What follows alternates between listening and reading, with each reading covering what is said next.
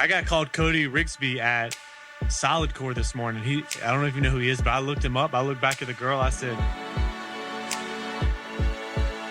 good morning, ladies and gentlemen. Welcome to Scratch That, your not so normal morning show.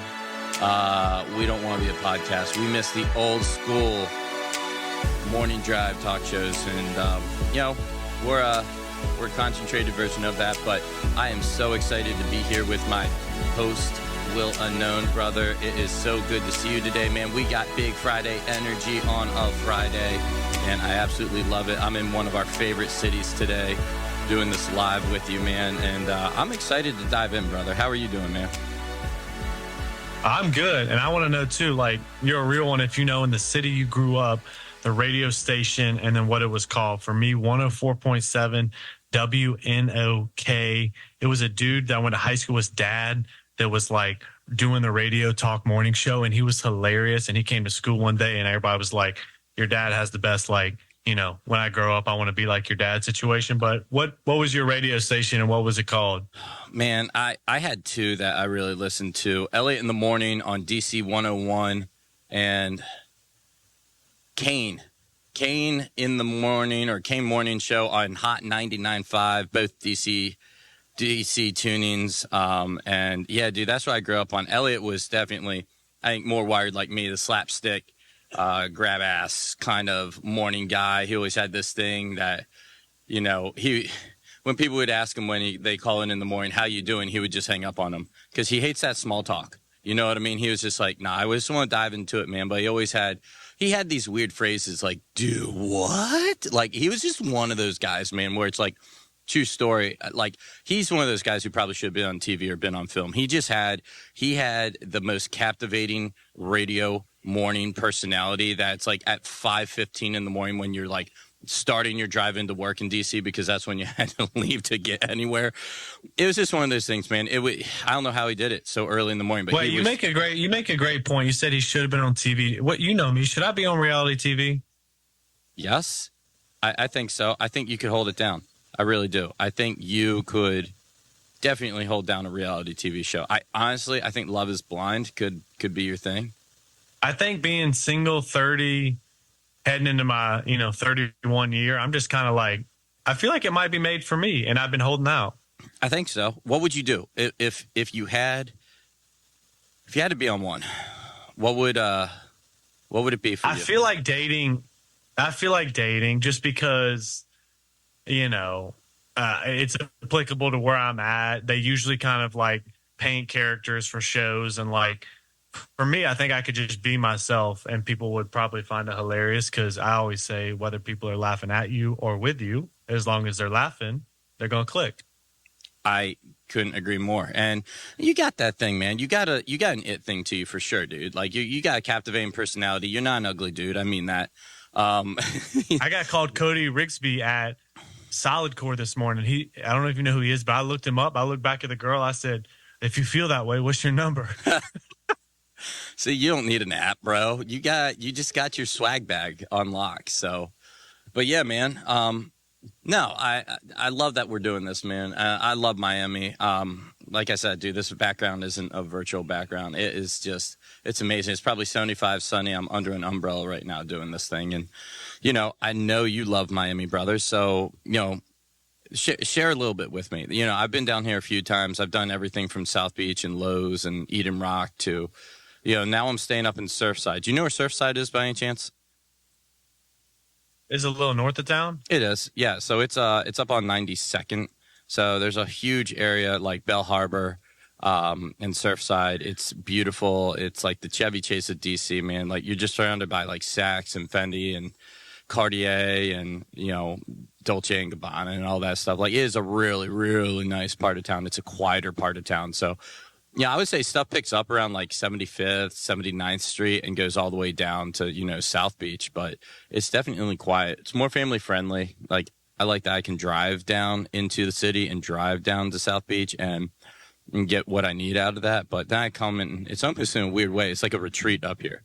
So, but you, sir, you live a very different Miami experience. And, walk me through a couple of those. You've been to Miami recently a little bit. And, I know you spent the night at Space. Even though it's not a hotel, I would technically say that's spending the night at Space. But man, what's Oh, it was your definitely experience like spending the here? night. What's your experience here?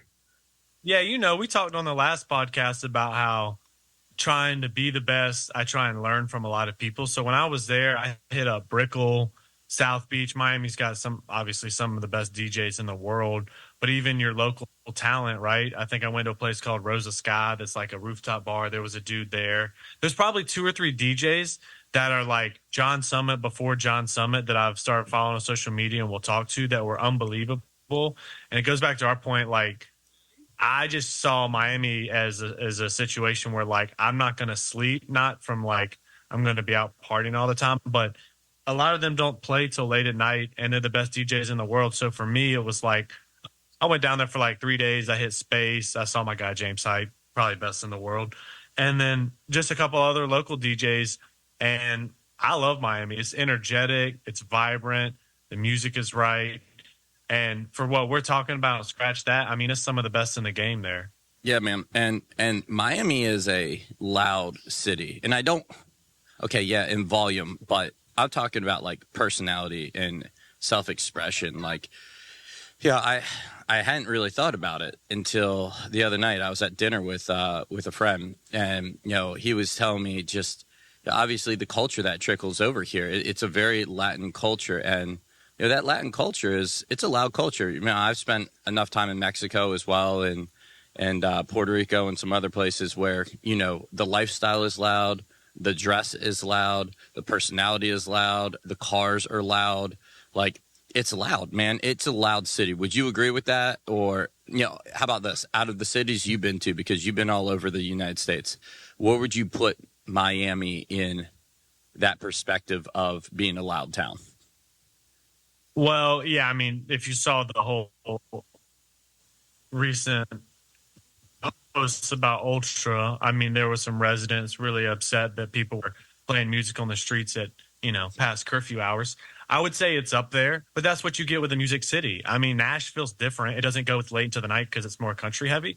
But I would say from, till midnight, Nashville's loud. I would say Chicago might take the cake for me just because it's so big and there's so many pockets. But right. And Miami, I feel like there's always something to do, and like it's not weird that if the activity starts at midnight, you know what I mean? Yeah. Like, and where we're from, it's accustomed to kind of like ending at midnight. Yeah. No, I feel you. But my buddy down here, his apartment is 758 feet from the beach. But I'm gonna keep his name out of this because he live streamed Ultra from his balcony.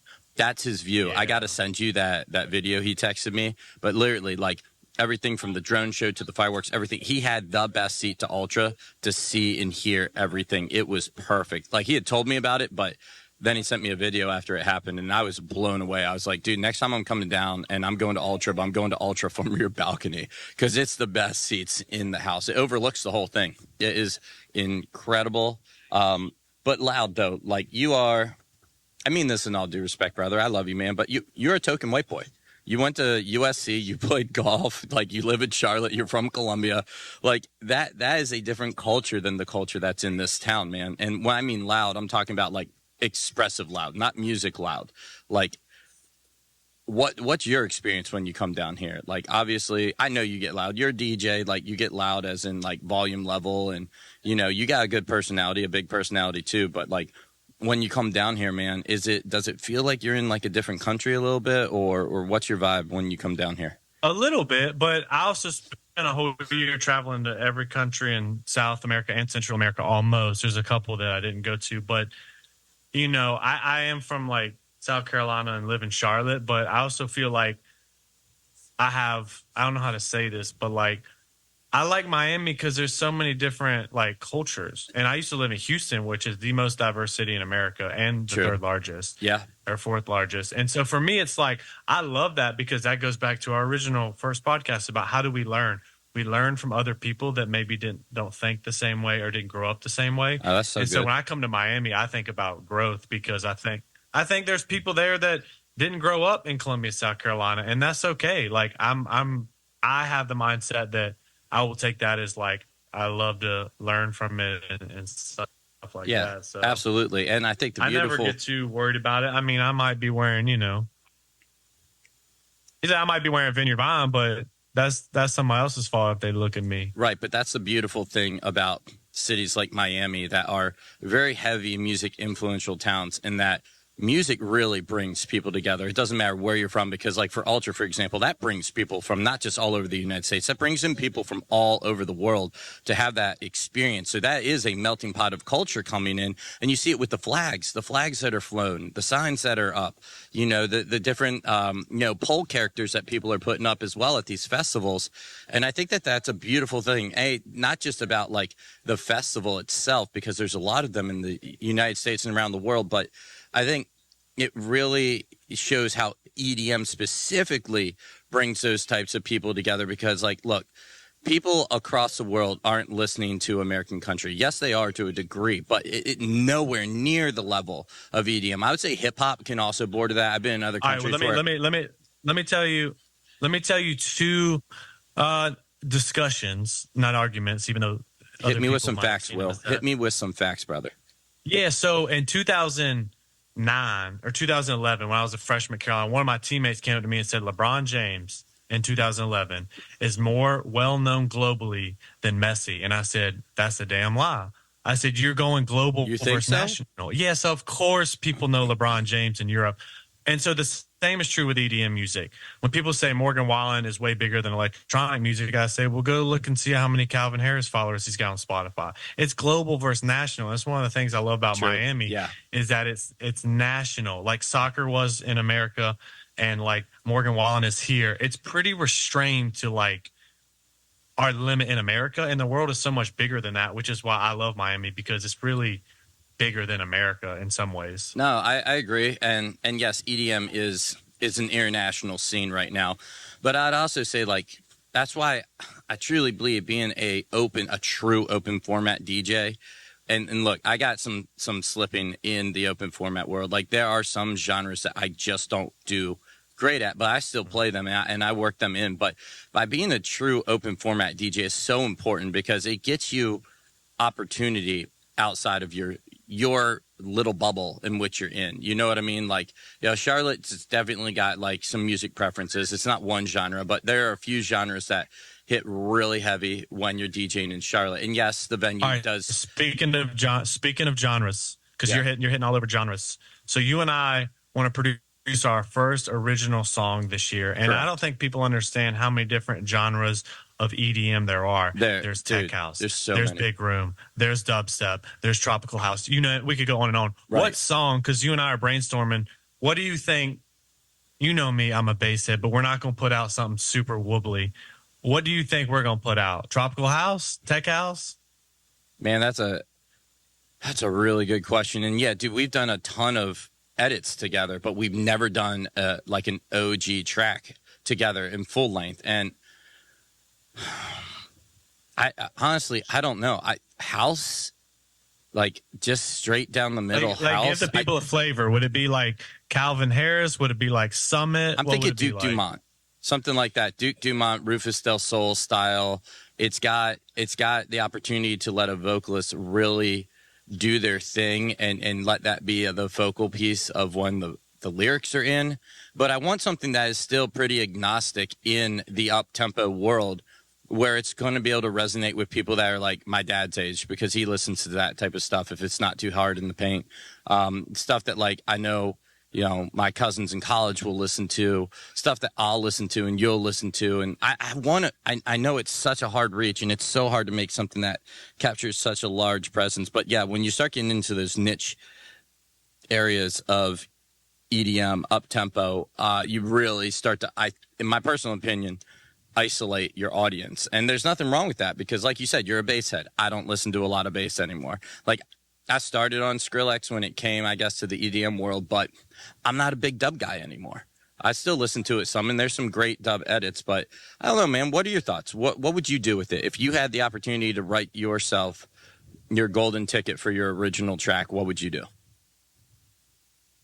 I think I would, you got to start simple, right? I think one of the things I love about EDM music, and one of my big passions, is shedding light on how people already like it. So when I hear people listen to Feel So Close by Calvin Harris, Yeah. and they love that song, and they're like, I don't like EDM. I'm like, yes, you do. That's electronic music. You just don't know it because you think EDM stuff is at a rave, but you're at spin class listening to Calvin Harris. So I honestly think it's a little bit basic, but I would say like Calvin Harris and some of those bigger guys have just made tracks with like Usher and Akon and like stuff that doesn't even like, it's so, it comes in so under the radar and people love it. And I honestly think we would probably do something that's very like 2011's EDM. Like, I don't think you and I are on Tech House or Big Room right now. Let's throw it back. I think we would be a little bit, we'd be a little bit euphoric with it. Like Calvin Harris, Avicii type of.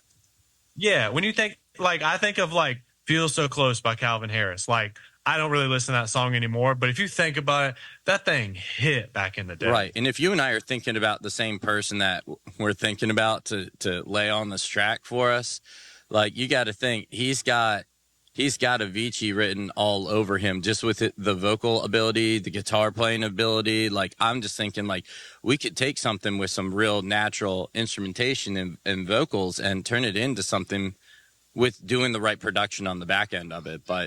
But yeah, no, I don't know. I'm excited. I haven't done an original song in like a year, so I'm really excited to do that.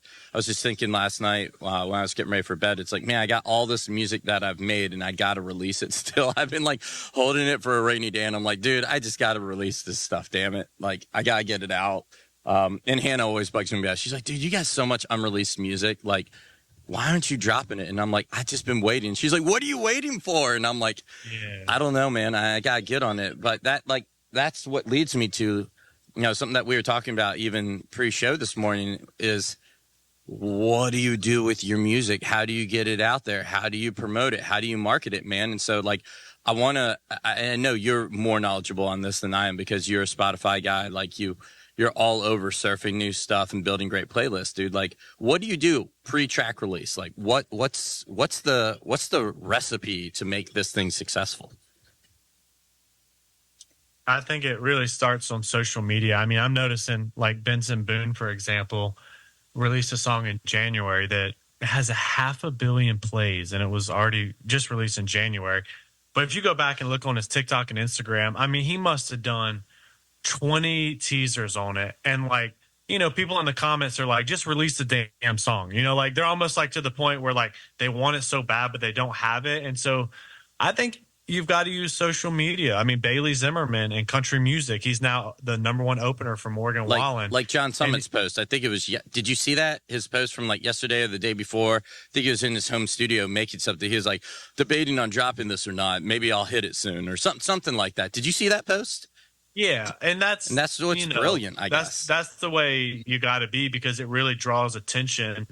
And one right, but they're famous people, dude. Like, because they're famous though, but they can do that because they got 1 million plus followers, and people are like, yeah, drop the track, all that stuff. It's like, for you and I, dude. Benson Boone went on TikTok and leaked his whole album a week before, but guess what? He leaked the first 30 seconds of every song. Oh, that's brilliant. I like that. But no, it's like, to spin over to the Christian world for a second, like I go to Elevation, a huge church, the Accolade City over there. But like, they had one of their bigger songs of the year drop today, all of a sudden. And dude, they have been teasing that song on social media for weeks with live clips, with studio clips, with like original writing session clips, like, and I get it because they got millions of followers that are itching for that stuff. Like, what would somebody do like us? What would we do? And I just love how raw our conversation is. And, we're just sitting here throwing things up against the wall on the whim. But, what would you do? How do you get people to get into our music? We don't do it enough, but True. We did do it for the. But that's going to change. Yeah, it's going to change. But, we did one teaser for the big Alesso Christmas mashup we did. And that got a lot of hits. That had a lot of traction. I mean, that thing was shared. I personally think we've got to do 5 teasers before every editor thing we release. I mean, at least do Benson Boone did 20. It's insane. Maybe more, honestly. So what do we do about the Masters? Now that I'm putting the teaser out there. We did 1 teaser. I think, at this point we're running a little short on timeline, so we're probably going to do 1 teaser and drop. But I do think going forward, like something we're really excited about, that's like an original song, right? Like right. That's where you add it to a Spotify playlist and send it to your friends. You try and get it in front of as many people, TikTok, you name it. And, by the time you go and drop it and put it on Spotify, people are wanting to hear it, not, oh, let's see what this is all about. Benson Boone dropped his album last night. I told you he leaked the whole album last Friday for 30 seconds. He dropped the album last night. At 6 a.m., I had listened to every song twice. Wow. Couldn't wait to listen to it. Yeah, we need to get some followers, man. But hey, look, we're new at this. This is brand new for us, and I love it. And now we're starting something new. And I think that there's a difference between talking about it, wanting to do it, talking about it, and then actually doing it and having the stones to do it. And you and I got the stones to do it. And I don't care if 2 people listen or if like 2 million people listen. I love doing this, man. It's a passion. I know that you're passionate for it. And, we're going to do the best we can. And, dude, who knows? I want to look back in a year from now and I want to laugh. I want to laugh at the stuff we're doing right now. As we wrap up this morning show, let's just give people a little bit of a forecast of like, what to expect if maybe they missed the first 3 episodes and this is their first one. Like, I'll answer first, but I think our goal out of this is to bring light to music that we're passionate about, to maybe help DJs in situations where, hey, you're going out on your own or you're just trying to go from the club to weddings, like things that, we do as wedding DJs. So we want to help DJs. We want to bring light to the music that we think is the best in the world, truly. And then we want to tell you about our own music. Honestly, we hope that it'll, impact you at the end of the day. But what do you think? I mean, we didn't talk about this. I'm just rambling. No, I mean, you're right. And it went from, how we got to where we are, the importance of being there for other DJs that are, coming in after you, whether it's a year, 5 years, whatever, like, having that ability to help DJs come up is so important. And, I'm glad what we're doing. And some of it's obviously like today, we had ideas, but it just goes random. And that's the cool thing when you get people that are passionate about topics. We like to talk. But yeah, man, we're going to have a lot of great stuff coming out. Let me dig into this content list. Like, I know we talked about like worst situations that have come up for us DJing, best situations that have come up for us DJing, and just a lot of great stuff. I really want to talk about the rise of someone else who is really big. We talked about Summit, but I want to get into an episode just about James Hype. What's the hype with hype? Talk about like, who is the Joel Damon of DJs? I love that. I love the response that you put in my note. It's definitely Dylan Francis. Definitely Dylan Francis. But Dylan Francis is more successful than Joel Damon at golfing. I'm sorry, I gotta put that. But what would you put? Since 2015, is Dylan Francis a top 10 DJ? Yes. Okay. Yeah, I only need to hesitate. Dylan Francis is. Him and Aoki will always be sitting up on the top because they're still very active. But like, stuff we want to talk about. It's like, how hard is DJing? Talk about the event life. Talk about I don't know, just stuff, man. Like, and we're also going to bring on hosts, other DJs, more than DJs, businessmen that we've worked with. Yeah. If you're coming to Charlotte, we want to give you a list of places and people to go check out. Trio. But we want to help with whatever. And we're also going to talk about last year. I went to, every major city almost that has DJs, New York City, Miami, Chicago, Denver. And hey, if you're traveling to those areas, I got lists of DJs, local DJs, you got to go see for free. Yeah, I love that. That's what it's all about, man. That's DJ community right there. And Will, you're one of the best that I know at it. But yeah, no, I just want to thank everyone for tuning in today. Thank you for listening to Scratch That Morning Show. Randomly enough, hey, can you make your favorite sound to send us out when a girl comes up and goes, "Hey, can I do the wiki wiki?" Give us your best scratch sound. Oh wow, that was good. No, but I didn't have to say scratch that at all today. The conversation went good. The whole thing was a rabbit hole today, and so thanks for bearing with us on this one. But we got a lot of great content coming out. I hope you guys have a great Friday, a great weekend. Thank you so much for those that are listening with us today. And man, stay tuned for the next one. Until next time, peace out. Keep it real, keep it safe, keep it real safe.